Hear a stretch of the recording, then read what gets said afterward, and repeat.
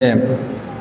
پھر اس کے بعد ساتواں سبب یہ ہے کہ جب انسان کے اوپر مصیبت اور پریشانی آتی ہے، دکھ آتا ہے، تکلیف آتی ہے، اس وقت انسان کا دل ٹوٹتا ہے، تو اس وقت انسان اللہ رب العزت کی طرف متوجہ ہو جائے تو انسان کے دل میں اللہ رب العزت کی محبت پیدا ہو جاتی ہے۔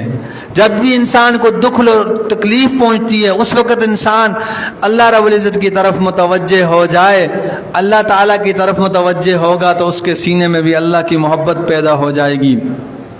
اس کے بعد آٹھواں سبب یہ ہے کہ خلوت میں اللہ کے ساتھ وقت گزارنا، یعنی تنہائی میں بیٹھ کر انسان اللہ رب العزت کے ساتھ دعائیں کرے، اللہ سے مانگے۔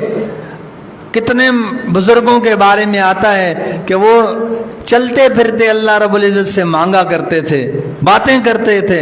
حضرت شیخ الاسلام مفتی تقی عثمانی صاحب دامت برکاتہم العالیہ کے بارے میں آتا ہے، فرماتے ہیں آپ چلتے پھرتے اللہ رب العزت کے ساتھ باتیں کیا کرو۔ جب انسان چلتے پھرتے اللہ تعالیٰ کے سامنے دعائیں کرتا ہے تو پھر انسان کو اللہ رب العزت کی محبت مل جاتی ہے، اور جو بندہ اللہ رب العزت سے مانگتا نہیں ہے اس کو اللہ کی محبت ملتی نہیں ہے۔